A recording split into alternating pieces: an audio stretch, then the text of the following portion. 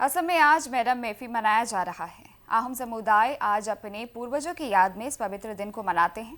राज्य के विभिन्न हिस्सों में मैडम मेफी का पर्व मनाया जा रहा है। इसी कड़ी में आमगुड़ी में भी ताई आहोम छात्र संघ और ताई आहोम युवा परिषद के साथ फुरालुंग समाज ने असम के साथ ही देश की मंगल कामना करते हुए पूर्वजों को याद किया है और पूजा अर्चना का आयोजन किया।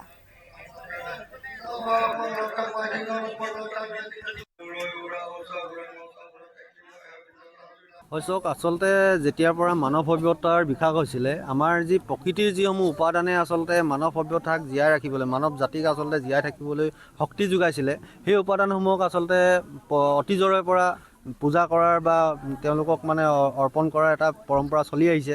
10জন আমি দেৱতাক আসলতে পূজা কৰি আমি টাই আহোম ছাত্ৰ সন্থা, টাই আহোম যুৱ পৰিষদ আৰু টাই আহোম ফুৰালুং সমাজৰ আমি যৌথ উদ্যোগত চামগুৰি অঞ্চলত আমি প্ৰতি বছৰে এই ৰঘুতল যি মৈদামনি ইয়াত অঞ্চল আছে আমি ইয়াত প্ৰতি বছৰে এই পূজা ভাগি আমি কৰি আহিছোঁ। আমাৰ দেশ জাতি আমাৰ দেশ জাতিৰ যিখিনি সকলোৰে মংগল কামনা কৰি আমি এই তৰ্পণ ভাগি আমি আগবঢ়োৱা হয়।